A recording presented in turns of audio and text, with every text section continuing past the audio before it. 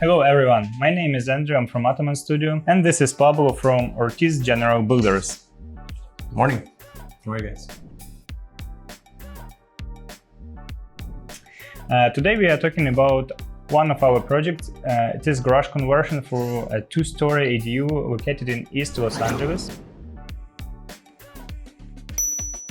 We are going to discuss the full process from the beginning till the end. We are going to discuss about the foundation, demolition, framing, insulation, inspection, cost, everything that it's interested. So if you're interested in converting your garage to the ADU, this episode is for you. Okay, let's start. Tell us a little bit about your background. How many projects have you finished? How long have you in business? How many years? I've been in business personally for about 8 to 10 years. But I've been in construction since I was 14, so it's been over 30 years of construction. Been also in all the industries as far as waterproofing, roofing, framing, electrical. So that's most of my background. I did a lot of labor work at the beginning stages of construction initially. Then I transferred to supervision, and that eventually came out to being a general contractor myself. Mm-hmm. And how long are you working with Ottoman Studio? So we are working 5 years already? Yeah, we've been together for almost 5 years. We collaborate with a lot of projects. Yeah, I think we have maybe more than 20 projects together. Correct. We've been active for a while now. Okay. And so we completed a lot of different projects. And how do you think, what makes this project different from other garage conversions? Each project has its own issues that arrive, but the good thing that we work together is that the collaboration between us, it helps us because we can modify things as we go along, and any inconsistency with things that are not visual between Andrew, the engineer, and myself, we try to tackle in an efficient way so everybody in this field or in this project or per project, we don't end up spending more money than we have to. Yeah, and actually that's true. So that's actually was one of my next question is, what's the most important factor in the communication between the designer and the contractor? It's important to elaborate as the project flows, because like I mentioned before, right now, there's several things that are lying beneath that we can't see. Yes, and if anything is supposed to be changed during the construction, it's very important to collaborate between us so we can do the changes right away and to send you updated drawings so we can show to the inspector or to show to the city to get approval pretty fast and then to work on this to continue. Proceed. Yes. Proceed basically in the project. There's downtime between that, but we try to minimize the downtime. That way the project flows consistently and doesn't stay stagnant for a while. Yes, that's right. Okay, so tell us a little bit about the beginning of the project. What was the starting point? What condition was the garage in? The condition of the existing garage was very fragile. It's old framing, so the spacing between the ceiling rafters and the existing framing was not up to code. So we practically had to demolish 99% of this garage. Most critical part of it was that we had to maintain this wall here. Let's go to show it. We had to maintain this wall here and this foundation because we needed to maintain this distance between the existing house and the new ADU, so we would be able to build this. If we demolish this house, we could not build. If we demolish this wall, we could not build this ADU. So we had to maintain this. Just to let us know, so this is existing wall, pre-existing. That is, if you can see the existing stars, it's the condition of how it was before. Correct. And the distance between this wall and the main house is roughly 4 feet. Up to today's code, it's supposed to be 6 feet at minimum. So if you demo this wall completely, you would need to build a new one and to have this 6 feet setback. But if you keep it's almost new, we just keep a few studs. Correct. And we keep some footing. Foundation. Yes, that's why we can keep this setback. Correct. we're able to achieve the setback that we needed. That way the owner of this property will get the size he needed for this garage. Yes, it's pretty small garage, and so it was like what, 360 something square feet. Correct. And we adding the second floor the same square foot, so in total to give us like 700 square feet or something. Correct. It doubled in size. Yes. And we also had some issues with foundation. So tell us about the foundation, please. Unfortunately, that's one of the underlying issues when we start a project. We cannot foresee what's existing. At point of demo, we found out that the existing foundation was only 9 inches. And then the concrete slab itself was only 3 inches in some areas and 2.5 inches in some areas. We ended up demolishing everything and redoing it up to code with full reinforcements. Yes, so basically there was almost no foundation.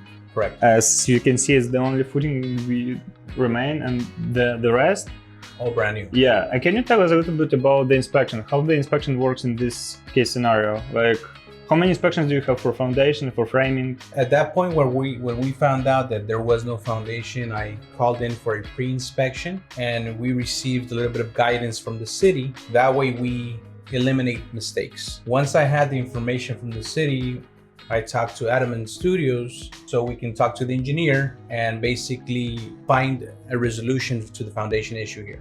Okay, so first you call to the inspector for pre-inspection, then you do the foundation, and then you call for the second inspection to check the...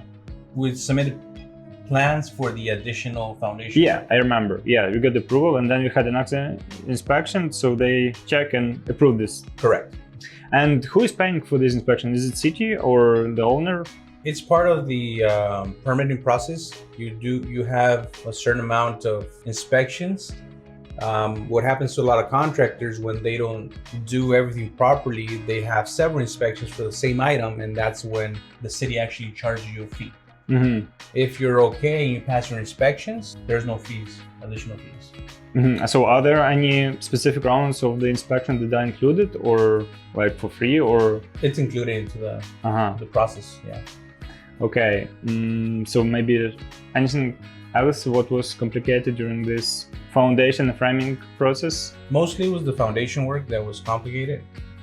The framing went up pretty easy, but it does, when you do a second story, as you're gonna see, you use a lot of heavy wood members. And the question is about how long did it take to provide the new foundation for this EDU? Process actually for the engineer and for Adamant Studios to complete the revised plans for the foundation, it was very easy. It took us only 3 weeks actually to get everything approved. From there, once everything was approved, I've continued with trenching, and the full process with trenching, rebar, and inspections took us an additional 2.5 weeks to get everything prepared and with new foundations. So basically the foundation from start to finish, it took us almost like months and a half. Approximately, because of these issues. Okay, Pablo, what stage is the construction at right now? We're at the stage of, we finished up the framing at 99%. We just need to get that final inspection.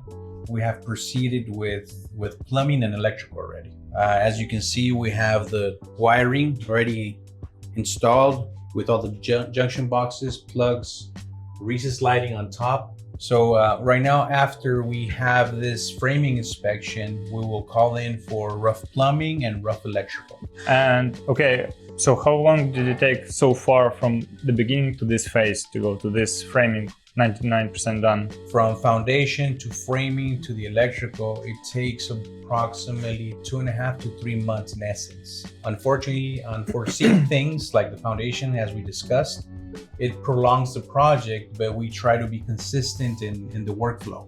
Just to remind you, so we are talking right now about the EDU 2-story. So on the first floor, we are going to still have the garage and the laundry room. And on the second floor is going to be 1 bedroom, 374 square feet EDU with a small balcony. And now for this type of project, this size, tell us please, how do you coordinate the team? How many people are involved who does what? Coordinating teams is basically depending on the size of projects. This project was taken on in-house. Basically, my crews have done everything. Demo, foundation, electrical, plumbing, framing, everything has been done with the in-house crew. Depending on the size, like I mentioned, if there's larger projects, we do call in for help, and that will be our subcontractors. Again, all these subcontractors themselves are licensed, bonded, and insured like I am. Yeah, so just to summarize, so this is a small ADU project to store, so we do everything in-house, but if it would be, let's say our previous project, it was a car wash. Correct. Like 2,000 square feet or something, so it's a big project, massive commercial project, so in that case we are going to subcontract someone. Correct. To make the process faster. And yeah, there's things that my guys can do, like the asphalt, base plumbing we could do. Over there on the car wash project, we're gonna have to upgrade the electrical panels. So I do hire my electrician to do that. Mm-hmm. So those type of projects, when it's upscale or larger, then we call in for help. Let's talk about the materials. What materials are being used in this project? Is there a difference between cheap and expensive materials? What the difference? What can you recommend us to use in this type of projects? In essence, and that is the engineer basically writes it down for us. So we follow the specification as far as the engineer. This is all wood framing on this 2-story building. But on some cases, they do require metal framing, which is moment. And that, again, the engineer takes on that. Mm-hmm. He will actually relay that on a document, and we would have to hire somebody else to do the moment framing. Yeah, but what's the difference? Are there like cheap materials or expensive, and the difference between them? It depends again on how the engineer designs it. He could have done several 2x6s here at a shorter span, which is a little bit cheaper. Over here, he went with 2x14s, which the cost of it does go a bit higher. But since he dominates the space of the engineering, we have to follow the specific. You go, guest here, who is helping us with this interview. Okay, and what decisions had to be made on and go? Quick decisions here, basically on some of the measurements, because it's on paper. We have to move things, add things, so it does fall into place. That's as you go into the project, you add 4x4s, 2x4s to actually follow the specification as it's laid out on the engineering part of it. Yeah, so actually, even if there are any changes that has to be made, it's not a big deal if you coordinate with a designer and engineer, because they can do these changes right away. So Correct. At the end, it doesn't create any delays, and you still can to make everything smoothly and fast. Okay, let's talk about the most interesting part of these questions about the construction cost and timelines. So what was the initial estimated budget for this project? Initially, for a 2-story ADU, you're running into approximately $250 to $300 a square foot, depending on how the engineer executes his framing, basically, and foundation. That's one of the most dominant expenses here, basically. So right now we are talking about the EDU. So in total, both floors, the first and the second, is almost like 800 square feet. Almost 800, yes. And so what's the estimated budget for this particular project? Estimated budget for this project initially was $180,000. We're trying to put in a budget, but like we discussed previously, we had to do additional work, like the foundation and some framing. This added cost into the project.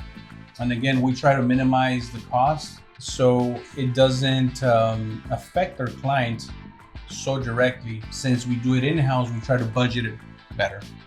But if you're talking about the foundation by itself, so how much extra does it cost to build this foundation if there was no foundation? Cost-wise, it ended up being almost $12,000 in additional cost. But if you actually contract it out, sub it out, you end up paying between $16,000 to $18,000. Oh, and are there like any possibility to avoid this extra expense, or it's like you cannot predict it? You can, but unfortunately, a lot of clients don't want to proceed with that added expense you could actually hire a company or the contractor himself. He can come out and you pay him an extra fee, and they can verify foundations, core drilling, verifying, digging under the foundation to actually see what's existing. Yes, also I would like to mention that this cost is about the construction cost, but doesn't include the lines, so utility lines like water line, gas line, electrical, yes, so it's always extra. So basically the mechanical lines, which is gas line, electrical, drain line, water lines, that's additional cost. The square footage is basically the box. A finished product, standard, with all standard products, but the drain line, gas line, all these mechanicals, unfortunately, depending on where your ADU is situated, you have to calculate separately because you have to run new lines to connect these ADUs. So from distance to what's existing, you have to add that cost. Plus, sometimes you have to cut concrete, so you have to add that cost. So yeah, so actually this the cost of utility lines, it depends by the location of the ADU and the distance to connect. So yeah, how many feet? Connect. Yeah, okay. For this particular project, what was the distance and how much roughly it cost? Do you remember? This one is not that bad actually. We had to trench approximately 80 feet for all the lines. So approximately you're looking at between $30,000 to $40,000 on mechanicals. Okay. That's aside from the square footage for the ADU itself. And if you're talking about, a lot of clients are asking what's the difference in cost in one-story ADU or two-story? Let's say what's most cost-effective to build one-story ADU 1,200 square feet or two-story 600 each, so 1,200 in total? Cost-effective is one story because you're not doing deep foundations. So basically, rule of thumb is $250 to $300 a square foot for one story. When you add a second story, you can probably suspect to add an additional $50 a square foot additional, sometimes a bit more. But again, all that depends on the engineering portion of it. Once we see the plans approved and we can actually assess, then we can actually give you a proper estimate. Yeah, so that's actually a good point. So a lot of clients are asking how much it will cost without any design, any plans, anything. So it's almost impossible to tell you any price without the drawings, without architectural engineering. Correct. Because we don't have to bid what. you need to work on some design at least, and then we can work on the price, yes, Correct. and then to provide some at least price range from to. Yeah, we always provide you a price range from X amount to X amount, just so the client has an idea of how much he might spend. Yes, in the best case scenario and in the worst case scenario. Correct. Again, based on these unexpected things like extra foundation or something extra. Yes. And what are some of the most expensive line items in this kind of projects? Expensive line items on these type of projects would be on 2 stories, foundation and framing. That's your most expensive. The electrical, the plumbing, it flows within the square footage. But when you do a 2-story building, again, you use heavier framing, you use heavier foundation, more rebar. It has more details to it. So 2-story buildings make sense more for small lots, compact lots, where you don't have a lot of space for 1 story. But if you have a lot of free backyard, you can just easily make A 1-story. one story. It's easier, cheaper, and Yes. everything will be better. Next question I have here is, are there any parts of the build where clients can realistically save money? If you keep the build out standard, you save money. If you want to customize your build out is where a lot of clients spend more money. So what we do personally is we offer the clients standard cost with installations, standard windows, standard doors. But if they want customized kitchen, customized bathrooms, that's where it gets a little bit more pricey, but that's an additional cost to the square footage cost. Okay, so regular items, like Home Depot items, yes? Yes, anything that's off the shelf. Yeah, and if you need something custom, like custom kitchen, depends, could cost like it triples in price sometimes. Yeah. I mean, a regular kitchen pre-made, you're spending $12,000 to $15,000. A custom kitchen, you're looking at 35 to 40,000. You can see the price gap. Or if you want high end, it could be even like 70, 80,000. Yes. We've done kitchens that are custom made, high end, and you're spending $80,000 just for a kitchen. Yeah, expensive. Super expensive. But let's talk about this effort of building ADU. So let's say this particular case. So we have ADU, garage, laundry on the first floor, and the second ADU, one bedroom, around like almost 400 square feet. So how much do you think the client can rent it out, and how much he's paying for loan? Oh, so this client is, well, I discussed it with him myself also because he was getting a loan for this. He was able to get a loan from a loan officer, and he was able to get a good rate. It all depends on the rate you get, but he's only paying $1,200 a month for this loan.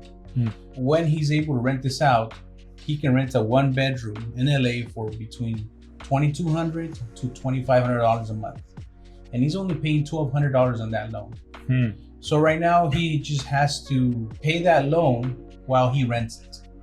He'll get his money back from the loan plus an additional at least $1,000 extra a month for his pocket. So that's revenue for him.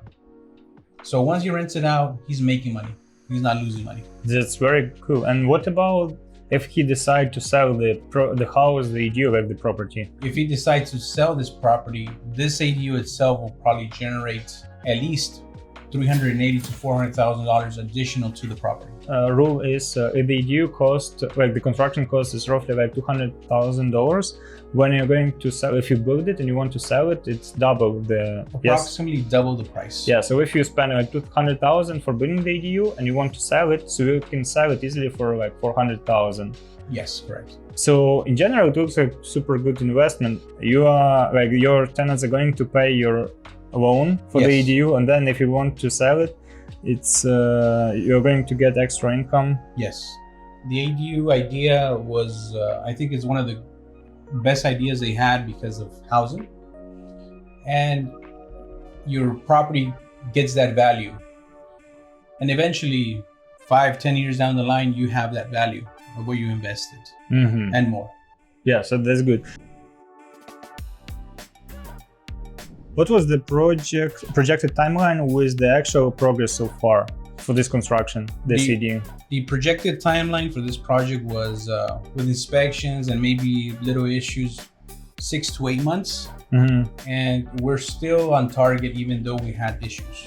And okay, so if you're talking not about this one, but in general, so what are the most common reasons for delays in ADU construction? Common reasons for delays is sometimes inspection times and unforeseen items within the construction. Okay, but overall, how long do you think it will take from start to finish this ADU? If everything was perfect, you could probably do this in 4 to 6 months. But in this particular case, including this foundation? Oh, that's what I said. We're on track. We're still on track. Okay, so 4 to 6 months.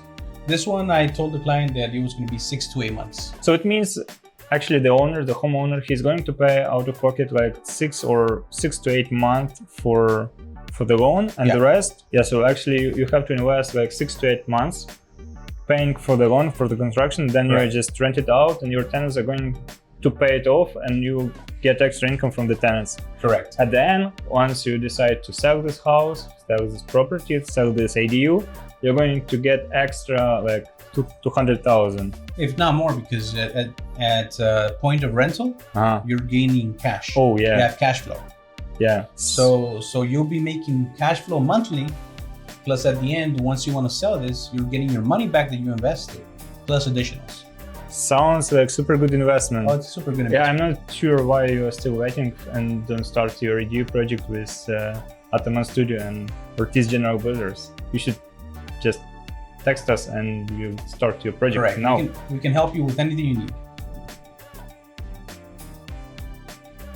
Okay, let's talk about the ADU in general. From your experience, who typically requests the ADUs? Typically, people that request for a build out for an ADU are people that either have more family in their existing home and they want the space, so they want an additional dwelling for the family to move into. Also, investors request ADUs for their purposes of rentals. Even same homeowners, they want some rental money, so they invest into an ADU because it'll give you property value also. So actually there are two types of clients, general types of clients. So the first one is the homeowners who want to have extra living space for their family, for their father, like parents. Correct. Or the second one is investors or people who are looking for extra income. Correct. They just build the EDU, rent it out, and get extra income. That's correct. And let's talk about the areas. So let's talk about the LA area, LA city and LA County. How do you think, like, what areas are most popular for ADUs and where do people most build the ADUs? The LA area and LA County areas are dominating right now with the ADUs because of housing. Families have grown so much that they need the space. So this is an option that the city has given everybody. So within the same garage, you can actually have a home.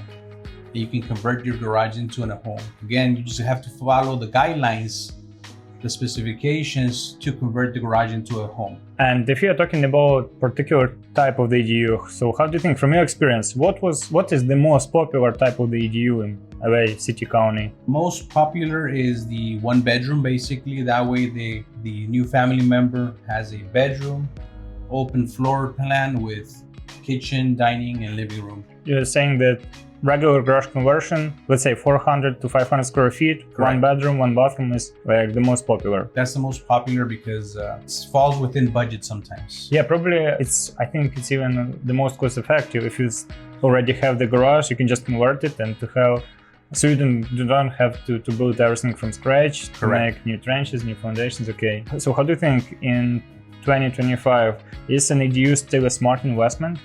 It is. ADUs are very smart investments to a lot of people. They will bring cash flow to a lot of people, homeowners and investors themselves. Mm-hmm. Okay. It's fire round. I'm going to ask you a few questions, and all questions are A or B choice. So you have just to choose one of two. Okay. Okay. Start construction at 6 a.m. or 10 a.m. 6 a.m. Flat roof or sloped roof? Slope roof. Prefab or custom design? Prefab. LA City permits or LA County permits? LA City permits. Steel studs or wood framing? Wood framing. Concrete slab or raised foundation? Concrete slab. Stucco or siding? Stucco. Rain delays or clients change orders? Rain days. One large ADU or two small units? One large ADU. Digital plans or old school sketches? Old school sketches. If you would like to give one advice to the homeowners who are planning to build the ADU or convert the garage or something, what would it be? If you're planning to actually proceed with an ADU, I think it's one of your best investments that you will do. It will generate money, generational wealth. You're not going to lose money here.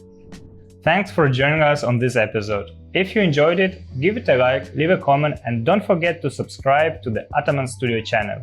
If you are planning your own garage conversion or any other type of project in California, get in touch with us at Ataman Studio. We'll help you implement the project professionally, reliably, and in full compliance with local regulations. See you at the next episode.